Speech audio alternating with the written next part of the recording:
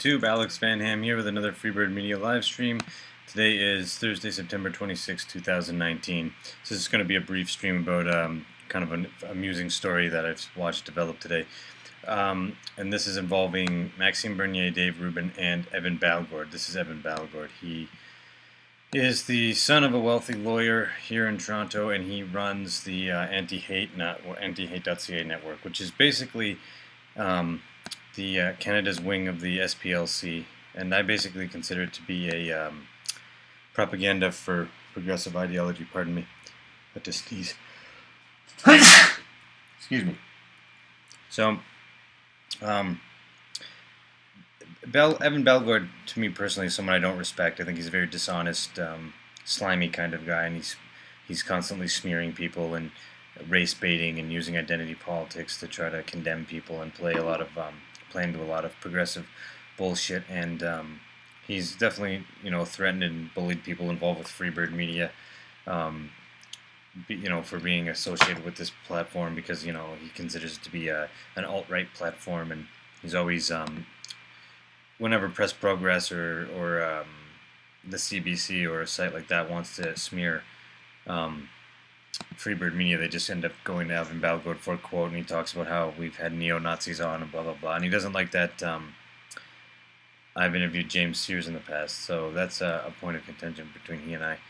Anyway, I thought that was funny because the first tweet I saw when I got out of bed this morning, I noticed this by Evan, and he tweeted out, "Here's a study out of Cornell University that analyzed 79 million comments and over 330,000 videos to track YouTube radicalization, finding a large percentage of users who consume alt-right content now consumed alt-light and IDW content in the past." And I thought this was, I just kind of chuckled. I thought this is kind of a nonsense thing. I'd love to know what the methodology behind this is. I don't have time to go into it right now before work, but I watched this stream by Tim Pool earlier, and Tim Pool is pretty good at going into the methodology and the actual how they did the study. It's a real study, but it's a garbage study, as you could probably guess.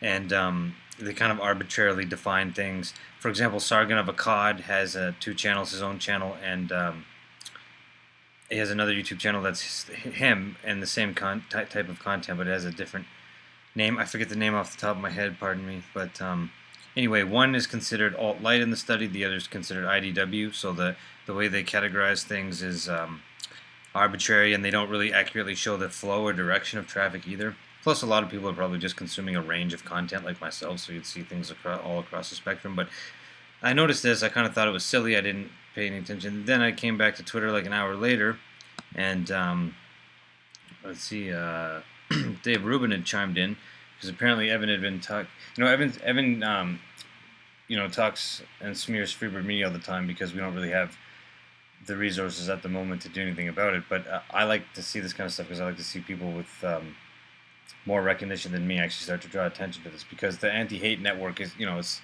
like the Ministry of Truth in 1984. It's a hate network, really. I mean, they document some legitimate hate, but really they're going out and they're causing hate and they're being hateful to a lot of people. Anyway, Balgord had obviously gone a little bit too far, I think, and he fucked up this time, and he tweeted out, "Dave Rubin is a far-right YouTube personality and a significant part of a radicalization process ushering people into the neo-Nazi movement, according to a recent published study out of Cornell University, which analyzed 79 million comments and over 330 videos to track the effect." And this is obvious bullshit, and I think it should be obvious to most people right away why it's bullshit. But anyway, by the way, for those of you who condemn identity politics, or I was talking to some people on Twitter, and they were kind of calling out people like, I'll get into this, Maxime Bernier here, because Bernier jumped in on this too, for playing the identity politics card. But the thing is, in this case, I think the identity politics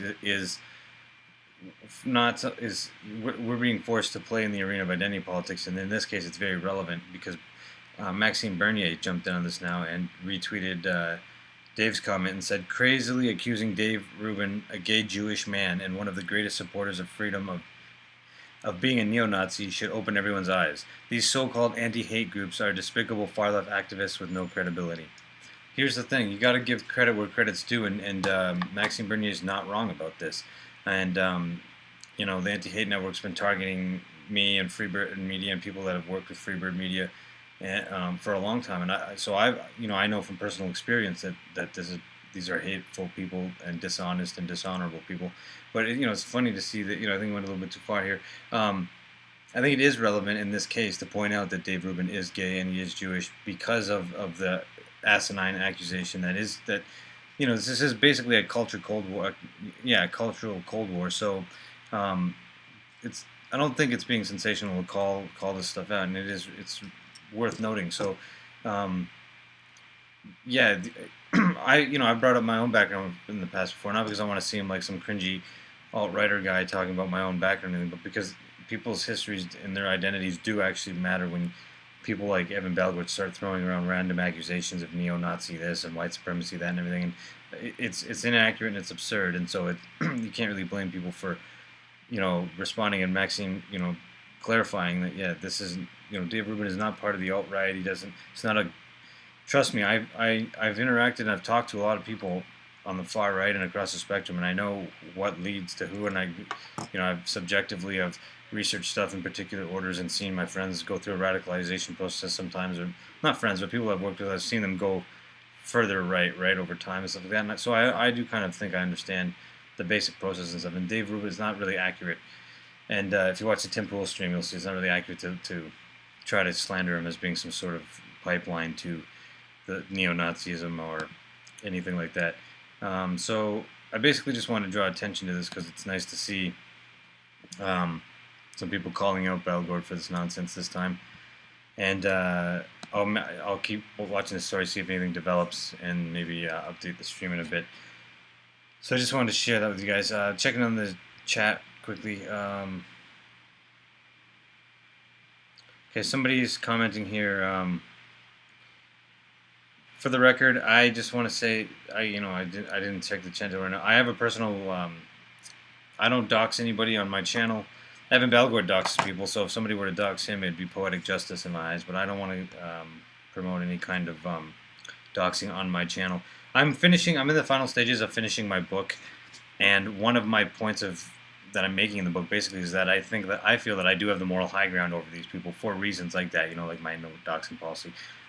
This channel is a free speech channel. We don't condone calls to action, and I don't actually promote or I think lead directly to action because I don't support doxing or anything like that. Ironically, the Anti-Hate Network will come after us, but we're not a hate channel. We're just a free speech channel. But I appreciate the comments from him. It's great to see a whole bunch of people here. Howard G, always glad to see you. Gonzalez Space Cat. Jesus Gonzalez. I love the names you guys have. Gun Cotton, glad to see you too. Mad Marshall says Antifa needs to be driven out of Canada. We cannot be free. Well, I think that we need to keep calling Antifa out repeatedly and putting more pressure on politicians to just acknowledge the fact that they're domestic terror group. They meet the definition absolutely to the T in my case. Oh, by the way, there's another. I have to go to work.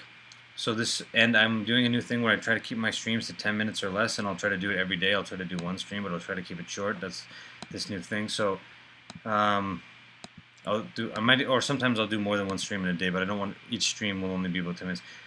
I had another story that I wanted to bring up that's relevant to this, but I don't have it now, so I'll do another stream. But there's basically a guy in the States who had $1 million. He's 24, and he was going to donate it to a children's hospital. And some left-wing journalist dug up a bunch of tweets that he made when he was 16. Only two racist tweets when he was 16, and caused all this trouble. And it's like the guy's apologized for them. He's grown up now, and he's trying to give $1 million to a children's hospital, and they're trying to interfere with that. So that's I can give examples all day of how these left-wing activists, they're not really about empathy and compassion. They're just about looking for outrage and manufacturing outrage and being shitty people overall. But with Antifa, we need to, the anti-hate.ca and Evan Balgord, they work with Antifa, and even CBC, who works with anti-hate, who works with Antifa, like they reference each other as sources on things, and that's bullshit in my opinion too. From a state broadcaster, that should be a lot more neutral and not be working with groups like Antifa. They should be calling out Antifa because Antifa do engage in street violence, intimidation. They wear masks, and their aims are to threaten, intimidate, and use violence for political purposes. So I don't know how to make it any more clear than that that's domestic terrorism, and that's my thoughts on that. Anyway, guys, so that's the 10-minute mark. So I thank everyone for watching this. I appreciate it. Just wanted to update you on this story. If anything more keeps coming on Twitter, I'll make a stream about that too. So thanks everyone for watching, and I'll see you guys next time. Take care.